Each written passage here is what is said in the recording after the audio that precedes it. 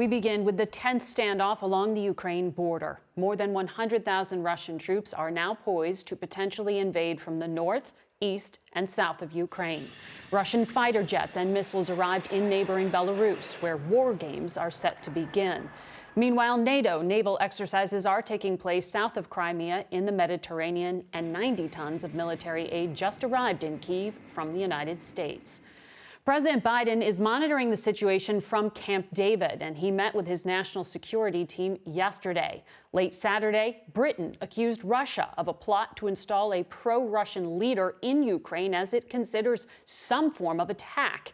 Secretary of State Antony Blinken is just back from consultations with his Russian counterpart, Sergei Lavrov, and he joins us this morning from the State Department. Good morning, Mr. Secretary. These all look like signs of escalation. Well, there is a path of diplomacy and dialogue, which is clearly the preferable one, the most responsible thing to do. There's also the path of Russian aggression and massive consequences for Russia if it engages in that aggression. And so I tried to make clear both paths in my meeting with Foreign Minister Lavrov in Geneva this week. And we'll see if we can advance the diplomacy. But even as we're doing that, we're preparing, building up defenses, building up deterrence, if Russia chooses the other path. But if Russia's demands are non-starters, what exactly are you negotiating? Because Russia's creating these facts on the ground. They are setting the terms here, it seems. Are they just using you to buy time or to build a predicate for invasion?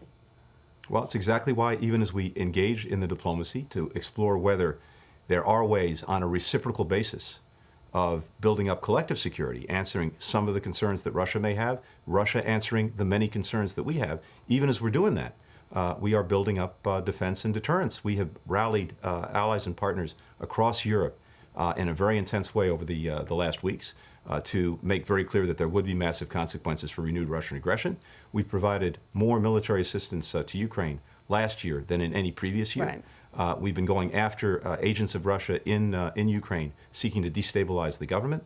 I just approved the transfer of U.S. origin military technology in other countries to Ukraine. So we are proceeding on both paths at the same time. We'll be ready either way. The choice is Vladimir Putin's. But what are you negotiating? If Russia's demands are non-starters, I mean, President Biden has already said Ukraine's not going to join NATO anytime soon. You've made this offer of reciprocal military exercises. What's left to talk about? Margaret, we started this effort at diplomacy and dialogue about 10 days ago. And in the course of that, Russia has put some ideas on the table in writing to both the United States and NATO. We've been in very close consultation with allies and partners on what they put forward. We are now sharing our own ideas as well as our own deep concerns. And we'll see if in the mix there are things that we can do, again, on a reciprocal basis that would actually advance collective security in a way that answers some of what we're hearing, and Russia answering a lot of what they're hearing from us. And as Russia looks at that, and as it considers the massive consequences that would befall it if it pursues aggression, it will have to make a decision. It will have to put those things in the balance and decide what the best path forward is. I know what the most responsible path forward is. Whether President Putin agrees remains to be seen.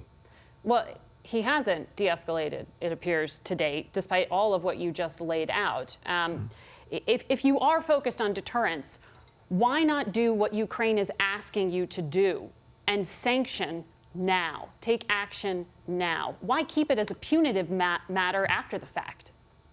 Well, first, we are, as I said, taking action now. We've built up across these many weeks a very strong coalition of countries that has made it very clear it will take very significant action if Russia commits renewed acts of aggression. And Ukraine is saying you could go harder. You could be stronger. We provided very significant military assistance to Ukraine. We've been taking action against Russian agents in Ukraine.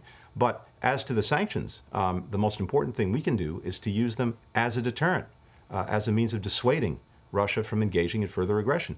Once sanctions are triggered, you lose the deterrent effect. So what we're doing is putting together a whole series of actions that would figure into President Putin's calculus. Right, but I mean, even President Biden said at his press conference this week, he spent a lot of time trying to get NATO allies to actually be on the same page when it comes to anything short of invasion. I mean, it seems like Putin's easiest strategy would be to hit on that weakness. That's how you divide NATO allies. I mean, just yesterday, the head of the German Navy had to resign because of pro-Putin statements. This doesn't look like the alliance is completely knit together here. First, we've been very clear that if there is any further Russian aggression in terms of sending Russian forces into Ukraine, there will be a swift, there will be a severe, and there will be a united response from the United States and Europe. Second, we've been equally clear that Russia engages in other tactics short of sending forces into Ukraine or other countries, hybrid actions, cyber attacks, efforts to bring a government down. And there too, I'm very confident, based on the many consultations I've had with European allies and partners, that there will be a swift, calibrated, and also united response. Is the fact that you need Russia to help you with the Iran negotiations tying your hands? Not in the least. And again, it's important to put this in perspective too, Margaret. This is about more even than Ukraine and Russia, more even than Europe, Russia, the United States, Russia.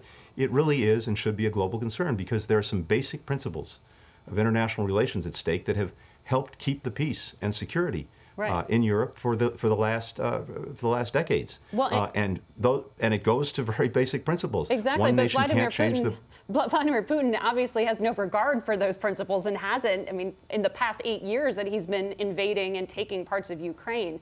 When you get to that bigger, what is this all about question, the State Department said this week they were concerned about the possibility of Russia moving nuclear weapons back into Belarus. I mean, you have high precision equipment being moved towards Ukraine. Is this about something more than just that country? Well, this is exactly why, even as we're engaged in diplomacy, we are very much focused on building up defense, building up deterrence, both for Ukraine, NATO itself.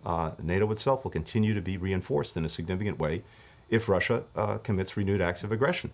All of that is on the table. But again, when it comes to these principles, Margaret, the principle that one nation can't simply change the borders of another by force, that it can't decide for another country, Russia its choices, has. its decisions. Well, that's what we're standing resolutely against, and it hasn't. It's tried to say that NATO's door should be shut on Ukraine. It's not. It remains open. We stand by that principle. How significant is the insider threat to President Zelensky and his government? This is, again, part of the Russian playbook. It's something we are very focused on, and this is why we've been speaking about it. We've raised this publicly in recent weeks. We want to put people on notice and on guard that this is something Russia could do, just as we talked about the possibility of a so-called false flag operation, where Russia creates a provocation inside of Ukraine, use that as justification to take aggressive action. Before I let you go, does the timing of the Olympics have any effect on Putin's calculus? Russia invaded Georgia during the Olympics back in 2008. Any impact here? You'd have to ask him. I don't think so. I think that Russia will make its decisions based on President Putin's calculus of what's in their interest. If there's aggression, there'll be massive consequences. So the choice is his. Mr. Secretary, we'll be watching. Thank you for your time today.